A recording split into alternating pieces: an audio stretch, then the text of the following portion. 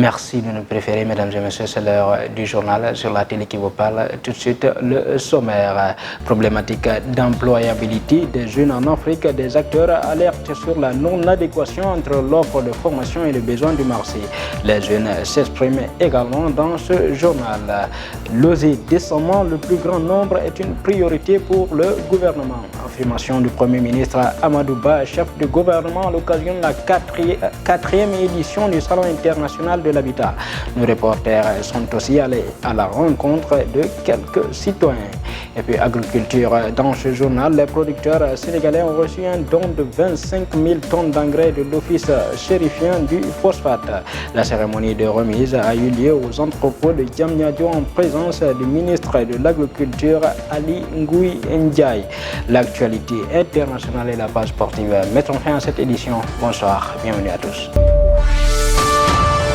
Mesdames et messieurs, pour démarrer, l'Assemblée nationale risque de connaître un autre blocage de travaux. L'institution devrait démarrer ses travaux en vue du vote de la loi de finances le lundi prochain, sauf que le projet de loi de règlement, c'est-à-dire cette loi qui devrait informer les députés sur la gestion du budget de l'année 2022, manque encore dans les documents transmis aux députés. D'après nos informations, les députés devraient recevoir ce document depuis le 15 octobre dernier. Je vous l'annonçais dans le sommaire, le Sénégal a accueilli ce jeudi une rencontre régionale sur la participation des jeunes à l'économie de demain. Un rendez-vous axé sur l'emploi décent et l'entrepreneuriat des jeunes en Afrique, ce qui constitue un véritable défi au Sénégal, en particulier selon Doudou Sangaré, le coordinateur du programme d'appui à l'insertion des jeunes au ministère de la Jeunesse. Nous le suivons. Il faut quand même reconnaître qu'au niveau de l'ANSD, il y a des données qui le plus souvent sont exploitées, explorées et qui puissent aider tout simplement à donner des renseignements essentiels sur les questions d'emploi et d'employabilité des jeunes. Bon, je pense que vous avez assisté à mon discours. J'ai donné quelques statistiques par rapport donc à la jeunesse africaine et sénégalaise qui constitue 75% de la population sénégalaise. J'ai parlé également du taux de chômage qui est autour de 16,9%. J'ai parlé également des jeunes le plus souvent de la tranche d'âge de 15 à partir de 15 ans qui le plus souvent donc ont le plus souvent du mal à accéder à la formation, à l'emploi, vu donc le nombre donc de ces jeunes-là. Nous avons parlé également dans mon discours en réalité que les questions même d'adéquation entre formation et emploi évidemment existent. C'est parce que tout simplement donc il faut dire que nous avons un problème en termes donc d'éducation d'abord, parce que la plupart des jeunes que nous considérons le plus souvent qui cherchent de l'emploi n'ont pas accès à l'éducation, à l'instruction, à l'éducation primaire, ou bien c'est des déscolarisés, ou bien tout simplement donc ils ne sont pas très bien formés aux métiers qui puissent tout simplement les aider à accéder donc aux services d'emploi. Justement, cette question de chômage, Dakar regorge aujourd'hui un important nombre de jeunes qui traînent encore derrière un premier emploi. Le système de recrutement ou le manque d'engagement des jeunes, c'est quoi le véritable couac dans cette affaire? Linambay Abdou Aziz Gueye, reportage. La question du chômage des jeunes continue de plus belle, ce qui représente une véritable bombe à retardement. L'écrasante majorité de la jeunesse d'aujourd'hui a du mal à trouver un emploi. À qui les responsabilités? Les concernés ou les gouvernants? Cédric, lui, a déjà trouvé une porte de sortie et invite les jeunes à prendre conscience. En fait, moi je pense que le chômage, c'est déjà un état d'esprit. Donc la cause en elle-même, le gouvernement fait son travail. Moi je pense qu'ici, le gouvernement essaie de faire le travail et axer sur les services. Donc, s'il y a un taux élevé de chômage, c'est que la majorité de ces personnes ne cherchent pas à se promouvoir, ne cherchent pas à se mettre au travail. Donc, je peux voir ça aussi comme une sorte de faiblesse ou de paresse. Parce que ici, c'est beaucoup axé sur les services. Donc, je fais partie d'une prestation de service et je parle en connaissance de cause. Donc, c'est beaucoup axé sur les services. Et donc, c'est libre accès, ce n'est pas conditionné par un diplôme ou conditionné par un état d'études, mais c'est simplement par la disponibilité de la personne. Donc pour ceux qui sont chômeurs présentement, c'est certainement que c'est une preuve de paresse où ils ne veulent pas se conformer à un certain système afin de pouvoir gagner de l'argent honnêtement. Donc je pense qu'ici, en termes de chômage, il y a tellement d'activités qui sont mises en place pour permettre que ce soit la jeunesse, que ce soit aux personnes aguerries de pouvoir travailler et de pouvoir essayer quand même de pallier à certains besoins. Donc ils en font. Cet autre jeune jette la responsabilité à l'État, tout en sachant que la jeunesse a tout de même sa part dans le souci. La responsabilité, c'est des deux côtés, que ce soit l'État ou les jeunes qui ne veulent pas travailler. Mais c'est vraiment l'État qui doit créer des emplois parce que si on voit la majeure partie des jeunes, il y en a qui sont venus de l'étranger pour travailler ici dans des entreprises.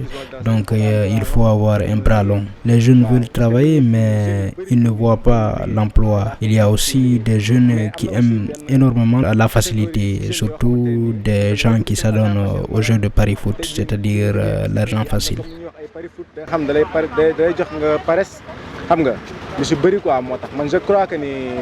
Et sur la question des solutions, mesures à entreprendre, Ndoye invite ses collègues à cravacher et oublier l'argent facile. La majeure partie des jeunes doivent prendre leur destin en main. C'est pas facile du tout, mais il faut tenir. Il y a beaucoup de personnes qui ont eu des entreprises. C'est vraiment leur persévérance, ce qui a envoyé, n'est-ce pas, vraiment ce succès.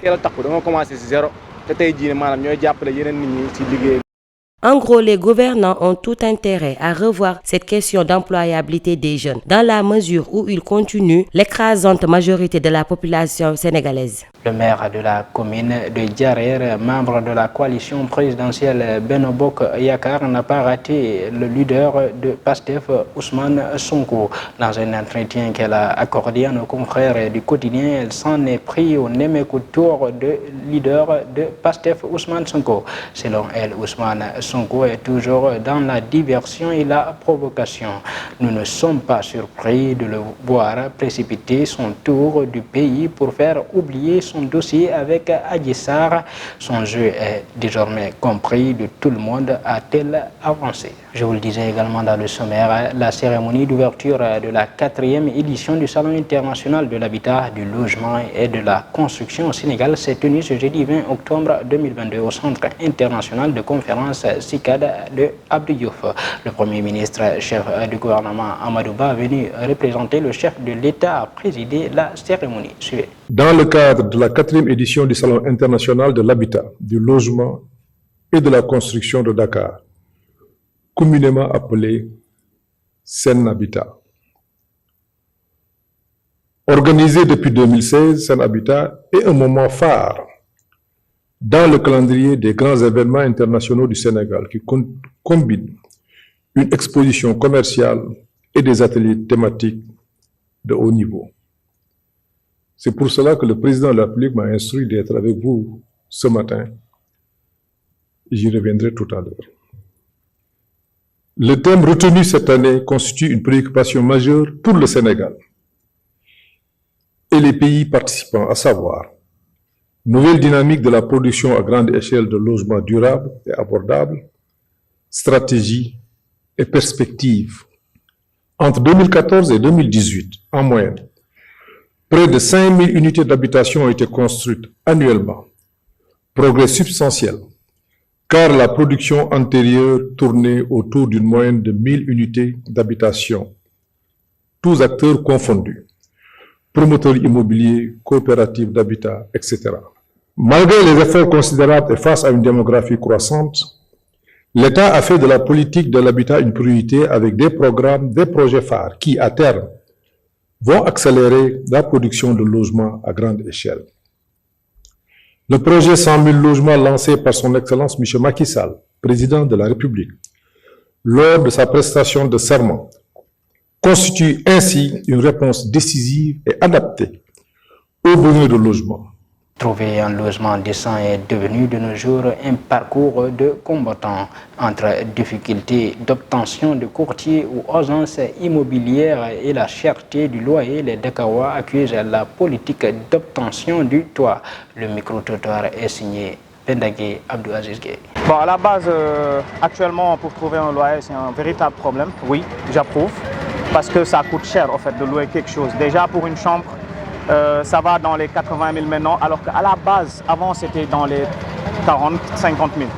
Mais à nos jours, c'est devenu plus cher. Bon, j'imagine que c'est par rapport aux bailleurs, donc les propriétaires des logements déjà, et une question de négociation par rapport à l'État. Depuis, on parle de changement, de baisse de loyer et tout, mais on n'a rien vu. Nous qui payons les loyers, on subit le coût en fait. Donc on paye cher. Déjà, par rapport à un appartement où tu as une chambre, salon, cuisine, toilette, imagine où tu payes 150 000 ou 140 000, c'est trop cher. Déjà, le problème par rapport au fait de trouver un logement, c'est par rapport aux agences. Parce qu'il y a plusieurs personnes qui construisent leur maison déjà pour commencer et donnent ça à des agences. L'agence également, elle a une partie. La personne, elle a une partie. Donc, s'ils cumulent les deux pour quand même faire une somme par rapport à ce logement-là, c'est normal que le logement il soit assez cher en fait. Donc, c'est quelque chose vraiment qui impacte. Bon, pour les salariés déjà, ceux qui n'ont pas de revenus qui va jusqu'à plus de 200 000, ils sont impactés parce que tu ne peux pas gérer aujourd'hui ton loyer et gérer ta bouffe en même temps et tes besoins personnels. Donc, c'est un peu difficile à ce niveau-là. Bon, la solution pour moi, c'est juste de trouver un terrain d'entente entre les propriétaires et les locataires. Genre essayer de parler, trouver une solution pour diminuer le coût. Parce que aussi, bon, on est tous débrouillards en fait. On n'a rien, on essaie de se relever. Et il faut qu'on trouve des mesures par rapport à ça. Et essayer de donner de la chance aussi aux Sénégalais. Parce qu'on ne peut pas donner aujourd'hui des logements assez faciles à des personnes étrangères. Aujourd'hui, nous qui sommes dans ce pays, on n'arrive pas à trouver un logement assez stable en fait. Ça, c'est inapproprié en fait. Je vous le disais également dans le sommaire, dans le but de lutter contre la sécurité alimentaire, l'Office sérifien du phosphate OCP en abrégé a octroyé au Sénégal un don de 10 000 tonnes d'engrais complexes et 15 000 tonnes d'engrais phosphatés destinés aux producteurs sénégalais. La cérémonie de remise de saison s'est déroulée ce jeudi aux entrepôts de Diamniadio en présence du ministre de l'Agriculture, Ali Ngouille Ndiaye. La cérémonie qui nous réunit aujourd'hui entre dans le cadre de la relation fraternelle qui existe entre le Royaume du Maroc et la République du Sénégal. Cette relation fraternelle se traduit par une coopération étroite entre le ministère de l'Agriculture, de l'Équipement rural et de la souveraineté alimentaire et l'Office sérifien des phosphates à travers des conventions et des activités techniques relatives à la fertilité des sols et des engrais. Fort de cela et à la suite d'un contexte mondial difficile, du fait de la cherté des engrais, le groupe OCP, qui est un des leaders mondiaux des engrais, a bien voulu mettre à la disposition de notre pays ce don composé de 10 000 tonnes de DAP et 5 000 tonnes de TSP destinés aux petits producteurs sénégalais. En plus de ce don, le groupe OCP va mettre à notre disposition 10 000 tonnes d'engrais qui seront cédés à des prix réduits. Ce geste de haute portée, au-delà de renforcer le partenariat entre le Royaume chérifien et notre pays, contribue ainsi à faciliter l'accès aux engrais aux petits producteurs, à réduire les charges de production compte tenu de la cherté des engrais, à accroître la production nationale et à lutter contre la vie chère en améliorant les disponibilités des produits agricoles. Nous apprenons que la vente des maillots de l'équipe nationale du Sénégal est interdite aux commerçants par la Fédération sénégalaise de football. Ces vendeurs qui ont déjà fait d'importantes commandes de maillots de l'équipe nationale pour la Coupe du Monde haussent le ton. La Fédération sénégalaise de football, en collaboration avec la douane, a déjà pris la décision d'interdire l'entrée et la vente du maillot de l'équipe nationale de football à l'exception de la Fédération. Les commerçants des marchés Sandaga et Koloban se disent inquiets. Maintenant, place à l'actualité internationale. La manifestation au Tchad, pouvoir et opposition se rejettent la responsabilité des violences. Et puis au moins 150 morts au Soudan en seulement 2 jours dans des affrontements intercommunautaires dans le Nil bleu. Et puis au Royaume-Uni, après seulement 44 jours à la tête du gouvernement britannique, Liz Truss annonce sa démission. Yakharagé. L'actualité internationale que nous démarrons, journée meurtrière ce jeudi 20 octobre au Tchad lors des manifestations appelées par l'opposition pour protester contre le maintien à la tête de la transition du président Mohamed Idriss Déby Itno. Il y a eu des dizaines de morts, des civils tués par balles, les bilans avancés par les unes et les autres diverses. Jeudi, en fin de journée, le premier ministre Saleh Kebjabo a évoqué une cinquantaine de morts et 300 blessés. Il a annoncé un couvre-feu dans 4 villes de 18h à 6h du matin jusqu'au retour total de l'ordre ainsi que des poursuites judiciaires. Il fait porter la responsabilité des violences aux organisateurs des manifestations. Au moins 150 personnes, dont des femmes et des enfants, ont été tuées mercredi et jeudi 20 octobre dans de nouveaux affrontements entre communautés du Nil bleu dans le sud du Soudan. La mission de l'ONU au Soudan a dit sa grave inquiétude concernant l'escalade des violences meurtrières entre tribus au Nil ainsi que dans l'état du Kordofan ouest, appelant les autorités à s'attaquer aux racines du problème et garantir les droits des habitants à la sécurité. Enfin, pour terminer, la première ministre britannique Liz Truss s'est finalement résignée jeudi à démissionner après seulement 6 semaines au pouvoir, ressemble à un chemin de croix pour la dirigeante conservatrice dont le programme économique radical avait provoqué une crise politique et financière. En pleine crise économique du coût de la vie qui voit les millions de Britanniques souffrir de l'inflation, le parti conservateur réenclenche une élection interne pour se trouver un nouveau dirigeant, le 5e en 6 ans, alors que la précédente a eu lieu cet été après la démission de Johnson sur fond d'escalade à Dunstrin dans la majorité. C'était tout pour la page internationale. Merci Yahara pour cette actualité internationale. À présent, place à la page sportive. Deuxième journée de Ligue 1 sénégalaise Génération Foot Casasport Sonacos Stade de Mbour à l'affiche de ce week-end. Éliminatoire à Cannes U23, le sélectionneur des Lions Demba Mbaye et ses joueurs prêts pour la double confrontation avec le Burkina Faso.